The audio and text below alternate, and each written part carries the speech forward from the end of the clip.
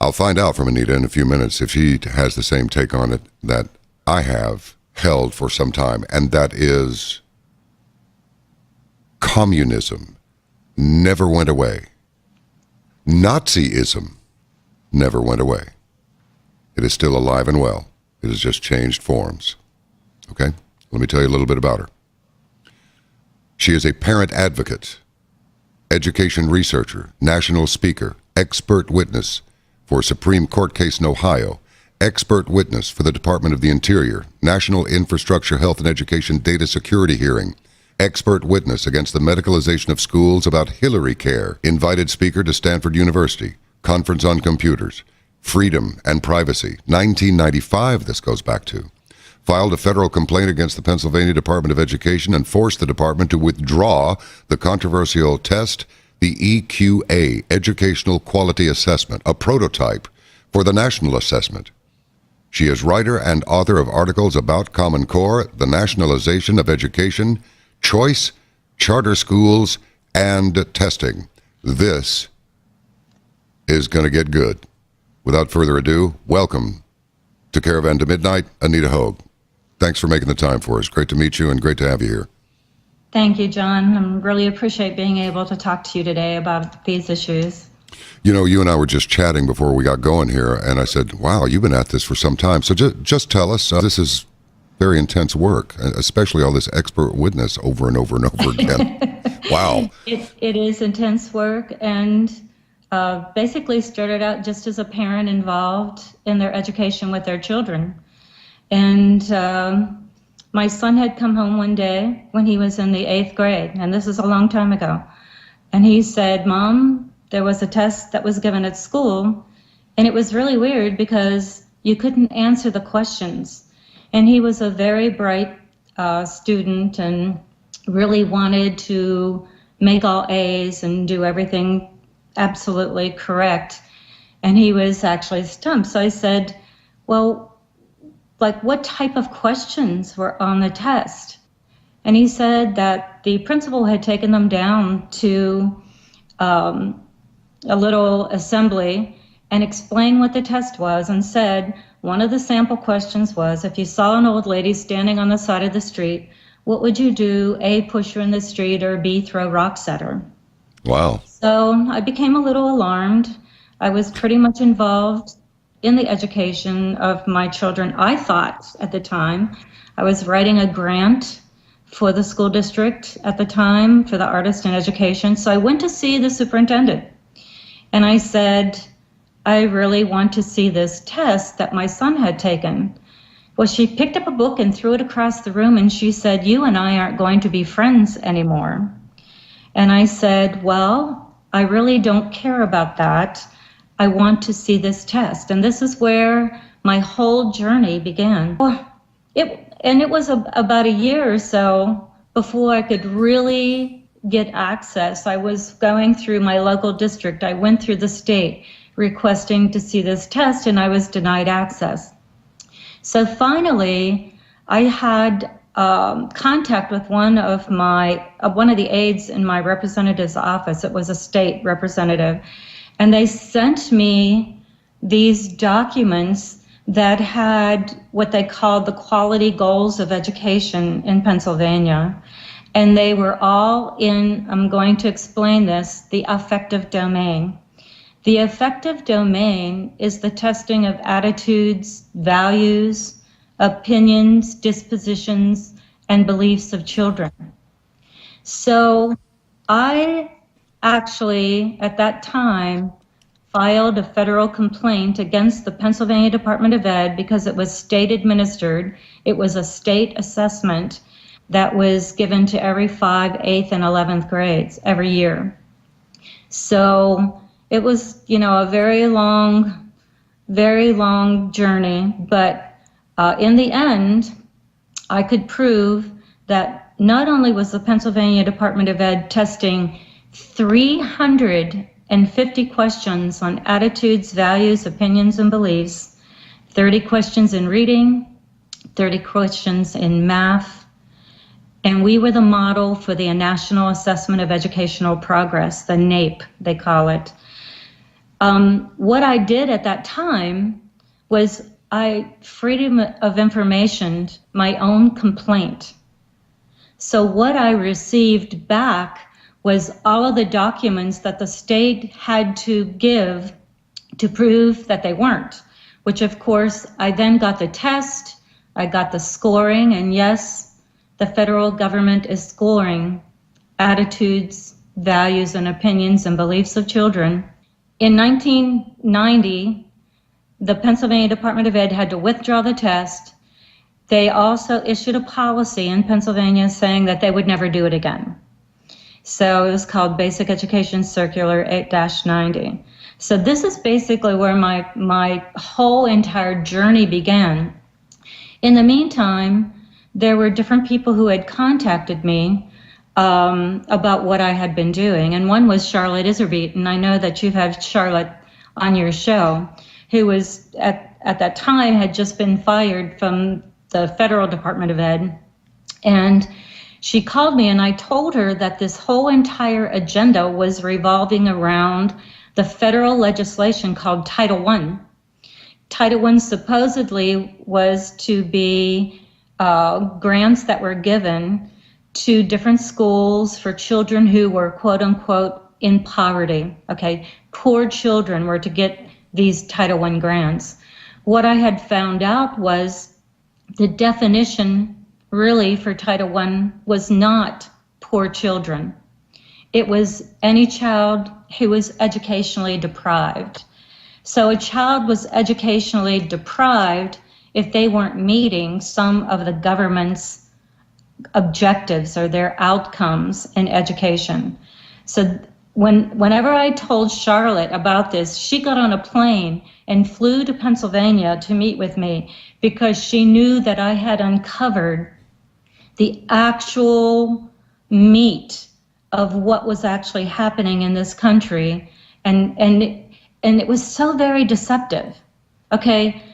Also in these documents that I had freedom of information, it said that you wouldn't tell the community or the parents about the testing depending upon the sophistication of your school district.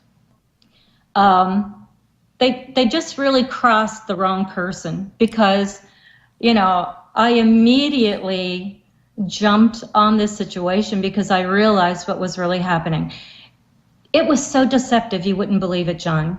For instance, they would say, don't you want your children to have good citizenship? Don't you want them to have honesty and integrity? Right? Don't you want them to cooperate with others? Don't you want them to be a good citizen? Absolutely. Okay. So when I found the evaluation for citizenship, they were testing thresholds of compliance by reward and punishment. It was a total B.F. Skinner model that I can prove.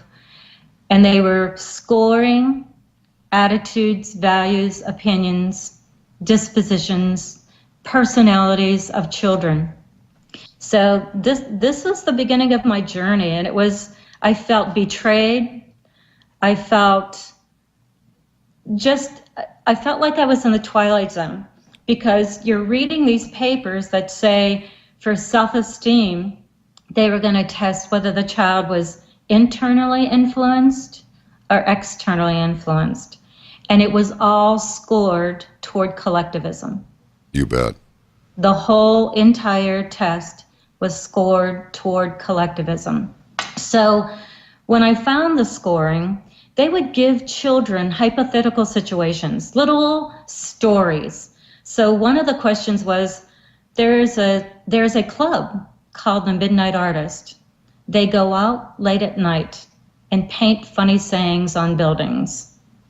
You would join the club when you knew, number one, your best friend asked you to join.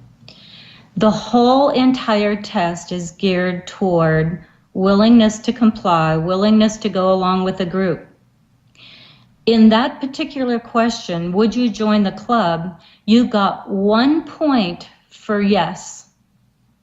You got 0 for no. So if you said you would not go out and vandalize, that was a behavioral weakness. You got a zero. Zero. They wanted you to comply with the group. Now, because it's reward and punishment, the last question in that little scenario was, well, the second one was, if all of the people all of your friends would join, would you join? Again, collectivism, going along with the group. You got 1 point if you did it. So the last one, it really confused me for a while because I'm looking at the scoring. And the last question was, your parents would ground you if they found out that you joined or that you did this. Well, the state desired response was no. And I thought, well, why? Okay, if this is geared toward collectivism, why would the federal government want you to obey your parents, right? But that's not what they were looking for. What they were looking for was, would you obey authority? If punishment is incurred, will you obey? Will you comply? So the whole entire system is based on B.F. Skinner, reward and punishment, and going along with the group, willingness to obey. And I have all this in writing from the contracts, of course. So, but anyway, this was my journey. Okay, so John, I'm sitting here thinking, they're scoring these tests. What on earth are they doing with the data? And that got me involved in looking more into the databases of how the government was collecting the information on families and students, what they were doing with the information, using it for scientific research to create curriculum to target certain population groups. Okay, so at the beginning of the test, they would ask all of this information. How many books in your home? How much does your father make? Do you have a computer in your home? How many books in your home? All of this information. So they were creating what is called a psychographic. You bet. You have a psychographic based on all of this information, your socioeconomic status, where you went to college, if you did go to college, and created a target population for specific curriculum. So at that time, you have to understand, the curriculum being placed in the different schools was helter-skelter, right? Some teachers wouldn't do it, some school districts wouldn't do it. So you had just pockets of experimentation.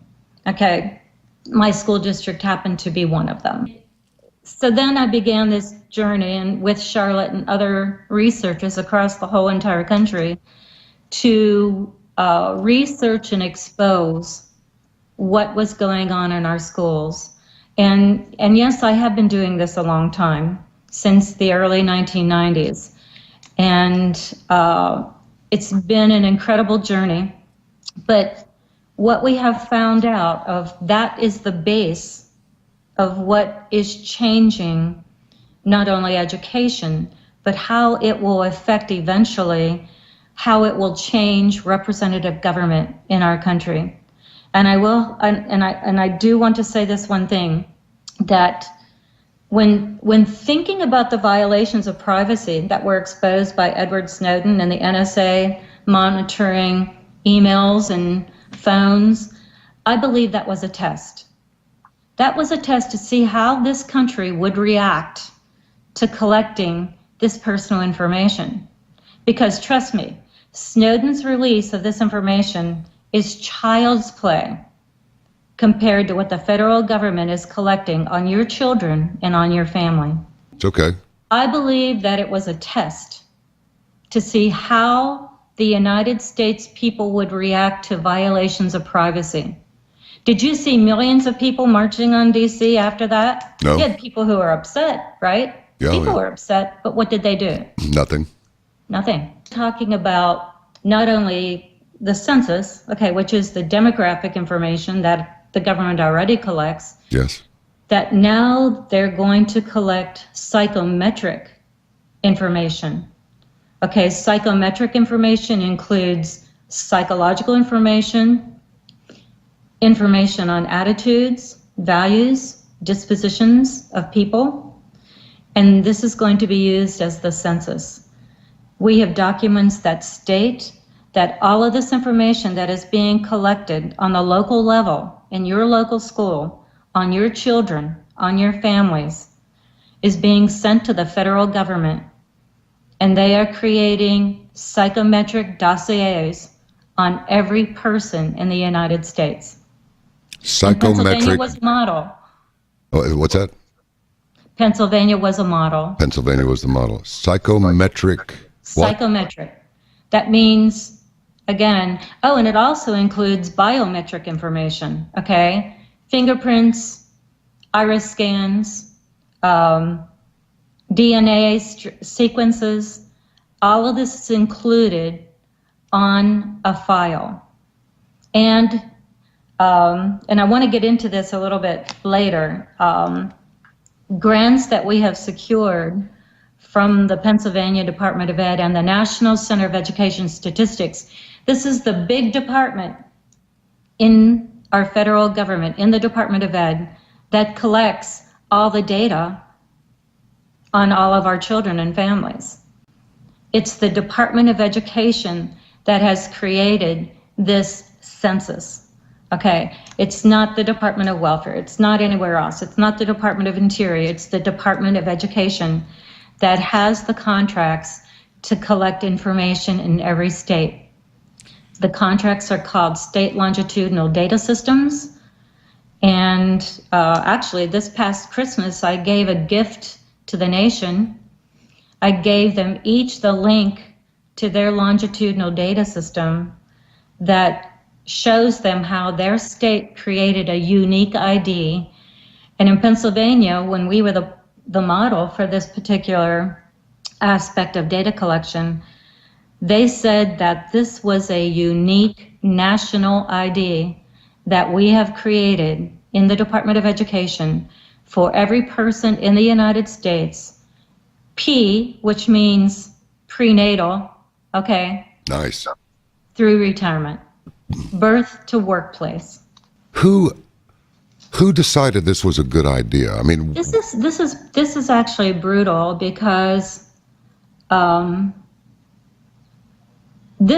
lot of people will say to me, Anita, you know what? The government collects a lot of information. Who cares? They have it anyway, right?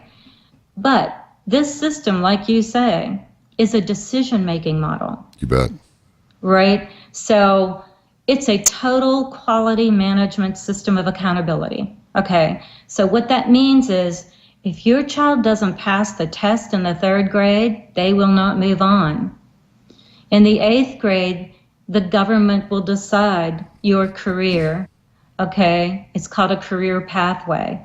And if you don't meet the government objectives in these tests, you will not graduate from high school. And then what becomes of you if you don't graduate from high school? Well, that's a good question. What happens if you don't graduate? You will stay there until you meet the objectives. You will stay Okay. there. You will not get a diploma. You will not graduate. You will not do anything. You will not get a job. This whole entire agenda was laid out in 1992 in the Department of Labor. It was called the SCANS, the Secretary's Commission for Achieving Necessary Skills. I have the book. I'll show it to you. This is it. Learning a Living, a Blueprint for High Performance, a SCANS report for America 2000. And that's the Secretary's Commission on Achieving Necessary Skills, U.S. Department of Labor, April 1992. That's it. Sick. 1992, they laid out a plan that said every child had to meet specific criteria. Okay, they also laid out the plan that this whole entire agenda was put in place for business, okay? And they also created, this is good because I can show you this stuff. I love it. This is the resume. Hypothetical resume. It's a hypothetical resume from the Department of Labor. And if you look, let's see, you see over here these proficiency levels? Yeah, I was looking right at it. Yeah. Okay, and they have interpersonal skills, Here they are over here. Yes. Interpersonal skills with a proficiency level. Then down here, they have all the personal qualities. Let's look at them. Responsibility, self-esteem, sociability, self-management, integrity, and honesty. With ratings and proficiency levels. This is from the Department of Labor, and this is your prototype.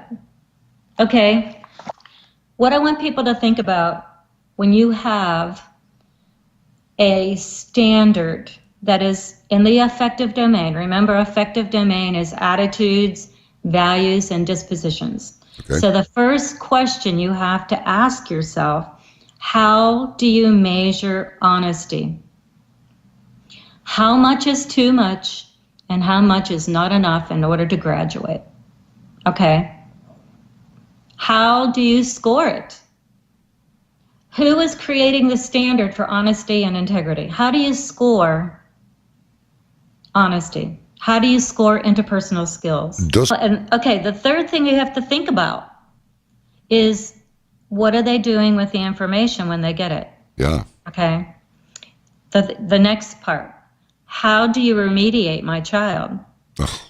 Okay, what are you doing? Okay, if this is going to be classes in the school, and this is going to be your standard, what are you going to do to my child?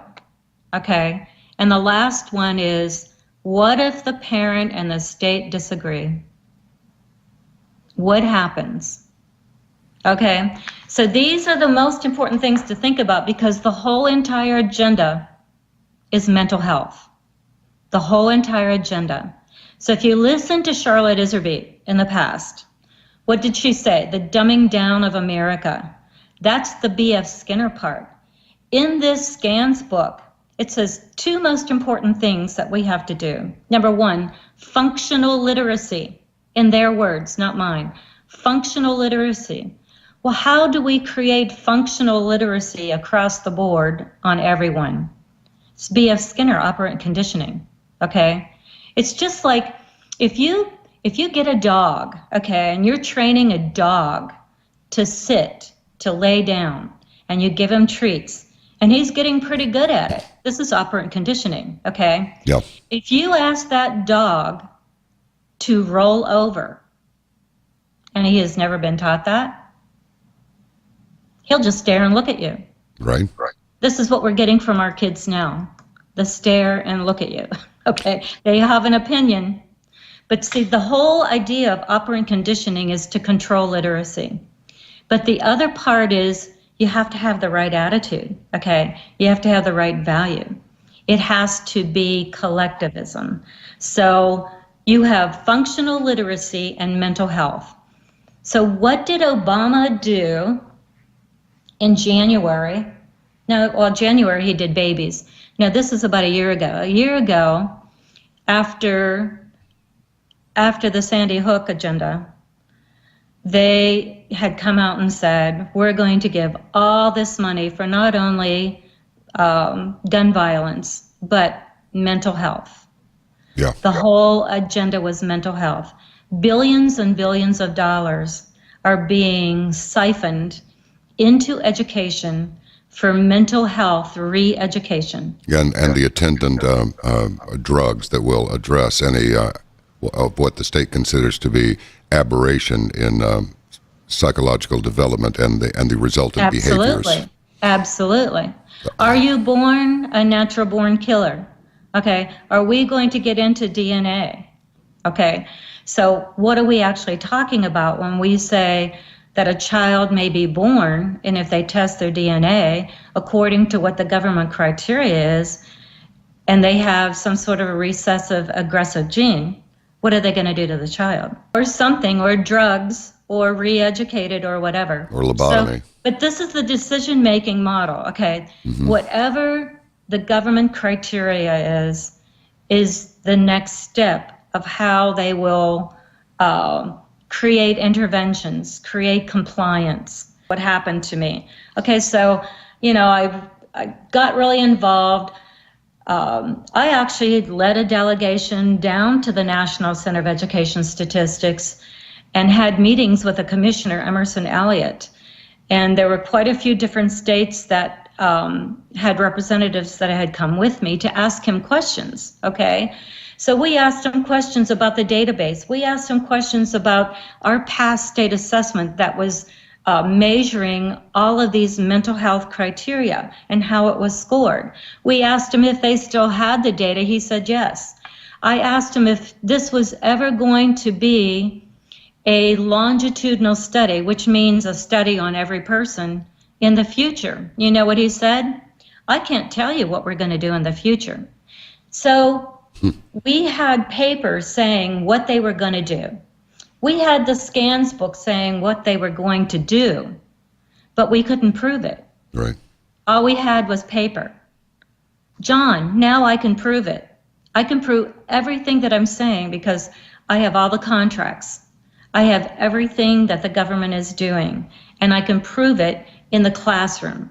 So where Charlotte is coming from the top down, how everything happened from all of the different things that were happening with treaties and the agreements between the United States and the Soviet Union, I was the person who started in the classroom with my child.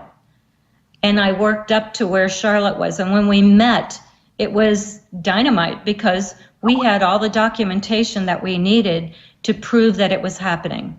So what was happening now? What happened that put me over the edge? Okay, there were three things that happened in this administration, actually, that totally changed from what was on paper to what was being implemented. You say this administration, which one? The current one? This administration, which of course is the Obama administration. Oh. There were many things that happened before. I mean, No Child Left Behind was passed by the Bush administration. So you had the Clinton administration with America 2000 and he was head of the National Governors Association when this was a prototype and was introduced at that time. So every president, and it doesn't matter if they were Democratic or Republican, this agenda has moved forward. There was no doubt about it. Okay? But right now is the implementation phase. Okay? All along, we have the experimentation. We have the experimentation in poor and minority schools and in poor cities, rural areas like the McGuffey School District where I was from. So now what has happened under this administration? The first thing that happened was the Common Core. Well, what is the Common Core? The Common Core is no different from Obamacare. It's an individual mandate to individual students who have to meet federal outcomes. And that's what it was. It was a shift in power.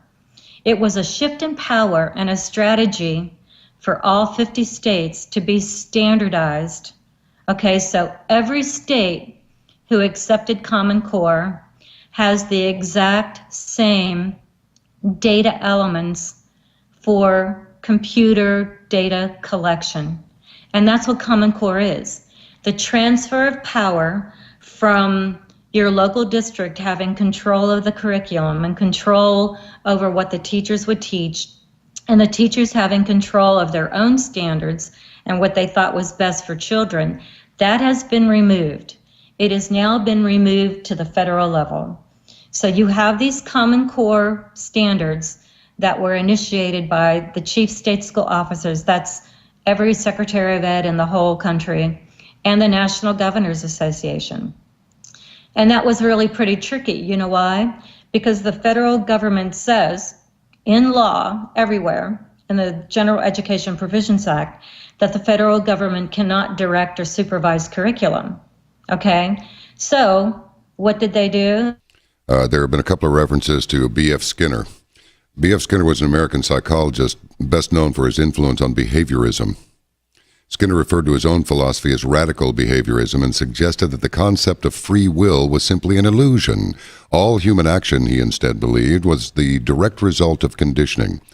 In this operant conditioning process, actions that are followed by good consequences are reinforced, and therefore those behaviors are more likely to occur again in the future.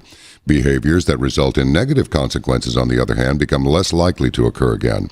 Among his many discoveries, inventions, and accomplishments were the creation of the operant conditioning chamber, also known as the Skinner box, his research on schedules of reinforcement, the introduction of response rates as a dependent variable in research, and the creation of the cumulative recorder to track these response rates. In one survey, Skinner was named the most influential psychologist of the 20th century.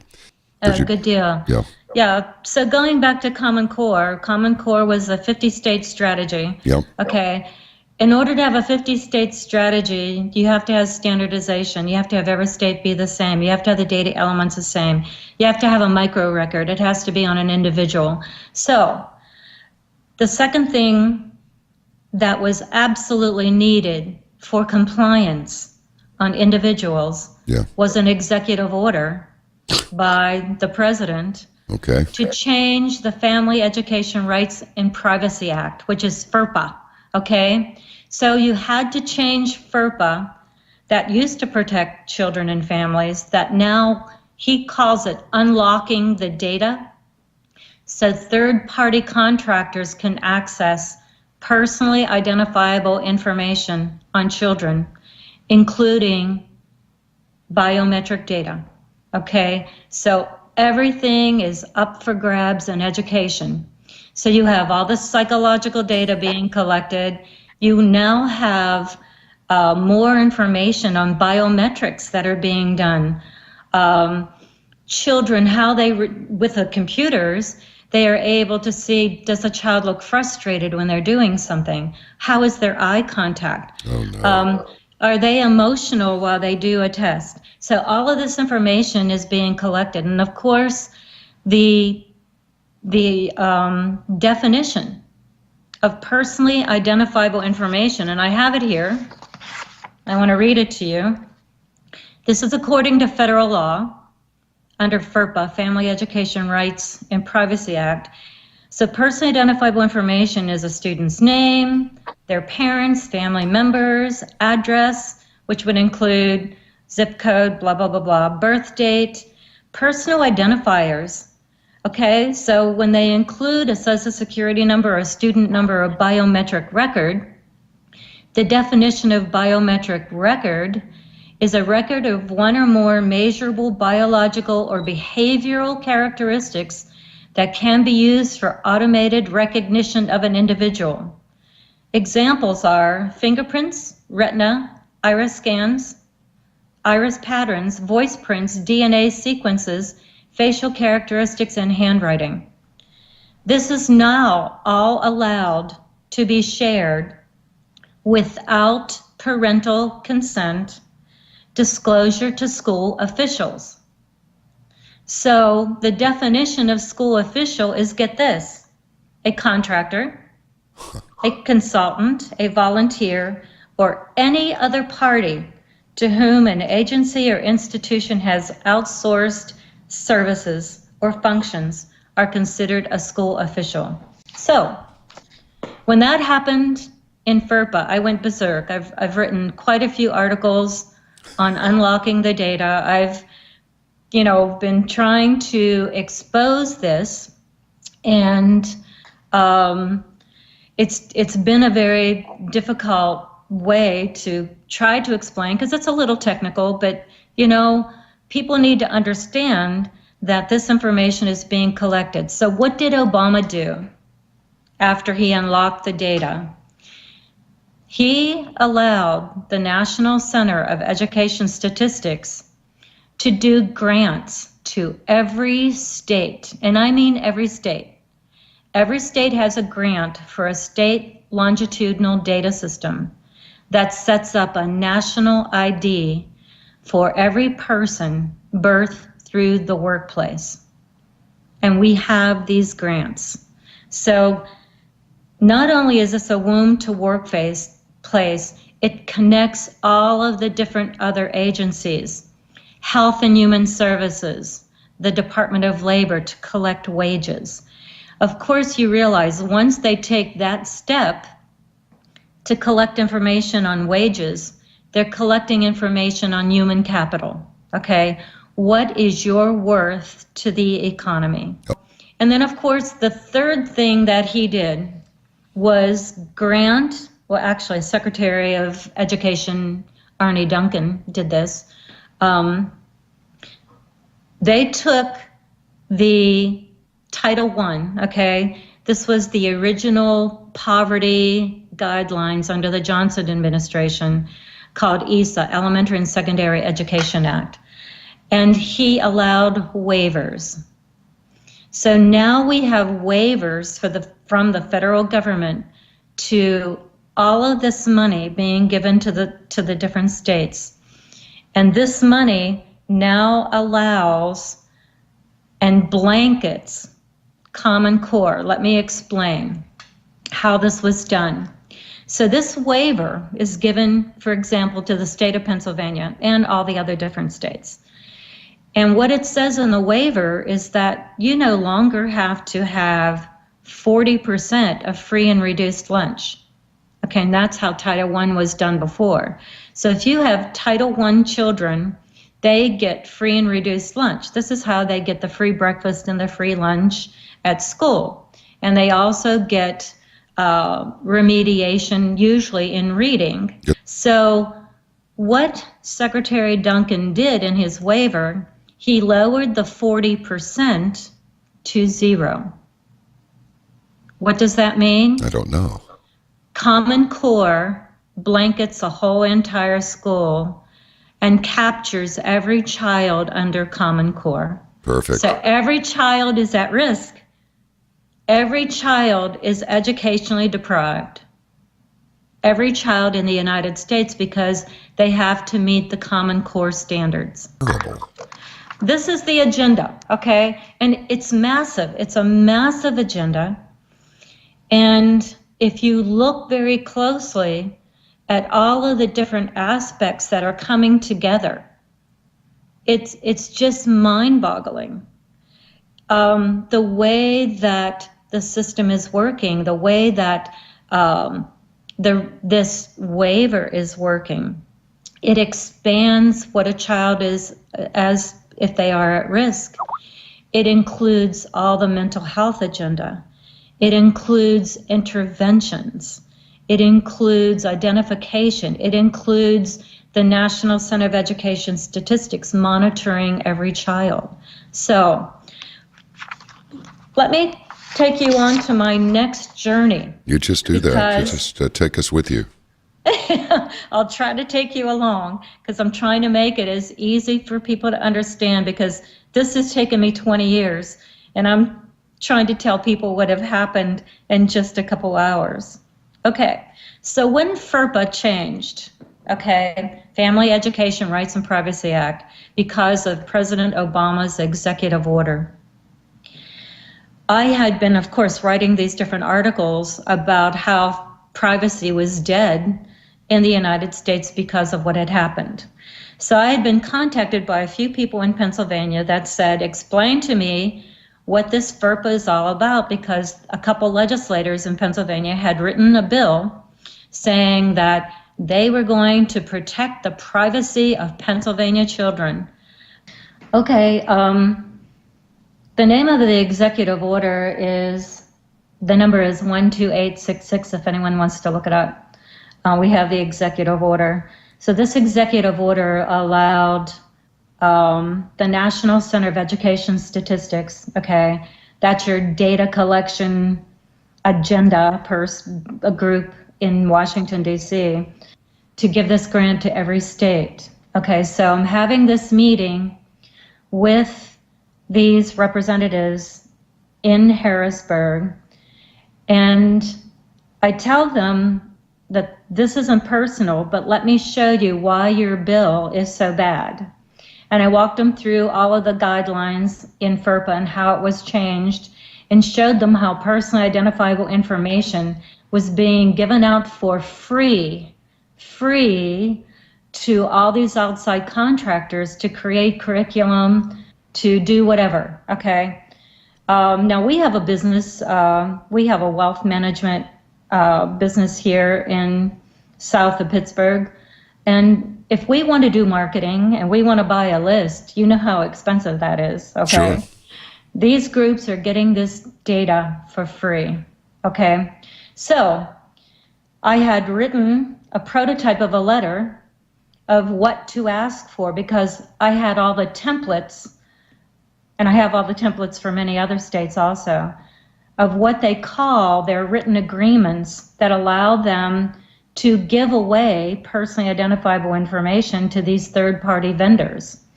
And he says to me, "Are you going to write the letter?" And I said, "No, you are." So he did agree. He agreed to write the letter. He had 6 other representatives put their name on it. We requested all of these contracts. He received them. And what was interesting, he said to me, "What if we request all this information and we just get milquetoast?" And I said, "Trust me, the whole room is going to be filled with documents." Okay, so he calls me. He got the letter back from the Secretary of Ed. All of the documents were given to him on a flash drive. There was so many documents, they had to put it on a flash drive to give it to him. Mm-hmm. Unfortunately, 1 week later, this representative just kind of disappeared, okay? Would not talk to us, would not give us the information, would not do anything. He would not answer our calls, nothing, okay? So we had to go an alternate route. I was determined I was going to get these contracts. We had the letter that said who the contracts were with, but we needed the actual documentation. So then we decided to go to the chairman of the Senate Education Committee, and this is so much fun, okay? Because they really don't know what they're doing, okay? Most of these representatives don't know what they're doing, okay? I agree with you. He requests the information. We get the flash drive. Well, it took me about 2 months to go through all of the information. When I gathered all the information, we set up a meeting in his office, which was at October 20th of just this past year. So we set up this meeting. We had other representatives. We had his aide. We had someone from the governor's office. We had several different parents in our group. When I arrived, I, of course, always have an agenda printed out of how I want to explain what all the documents are and the contracts.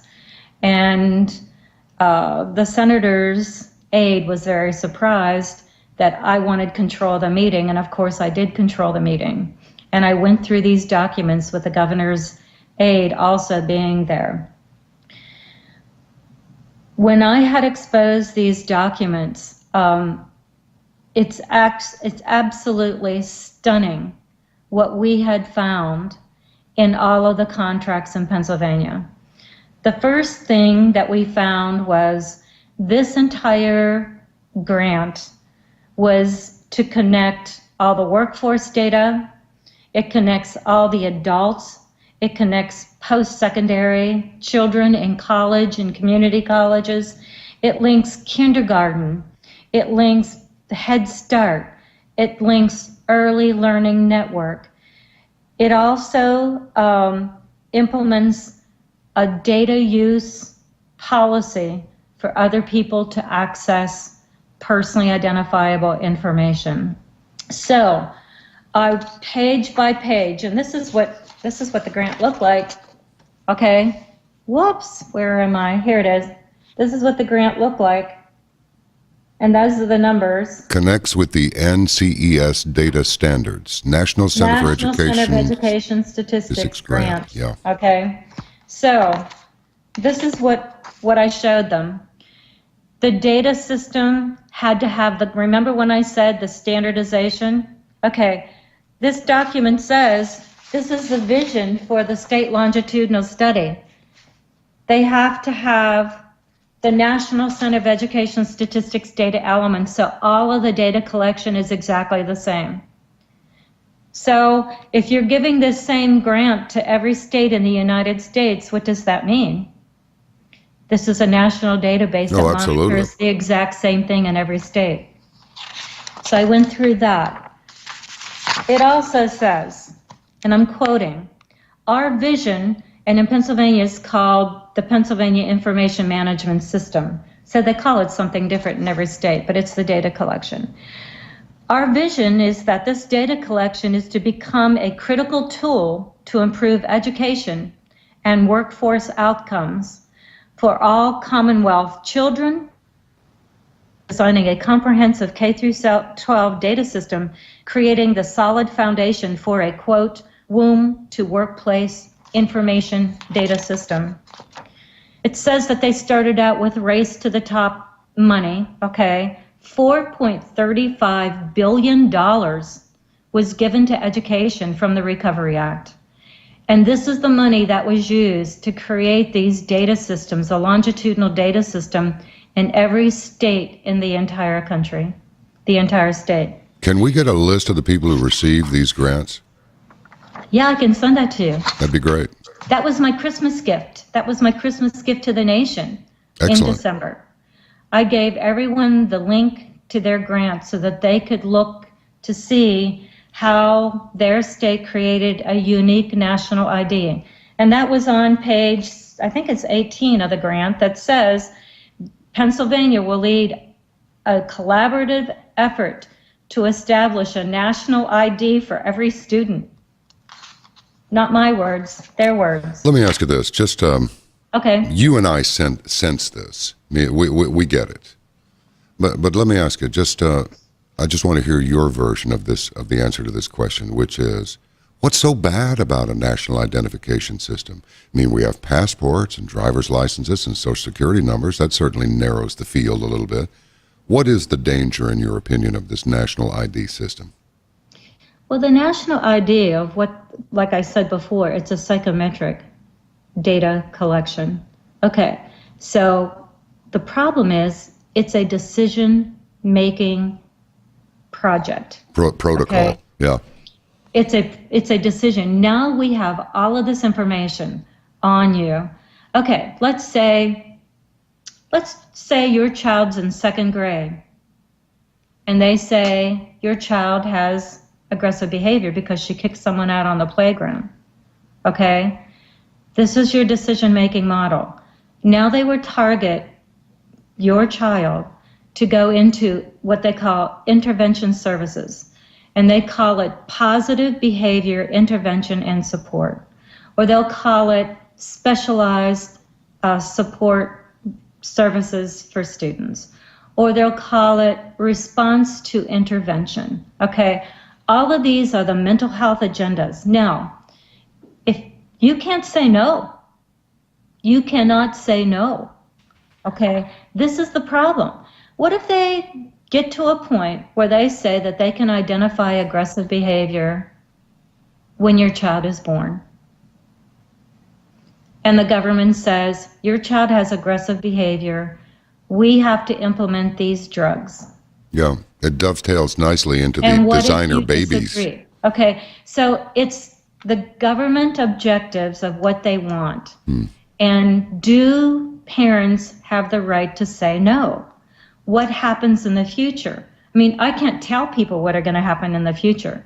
What I can show them is what they are collecting, what the objectives are in mental health, what they will do in the end 5-10 years from now. I can't tell you, but I can tell you that they're collecting biometric data.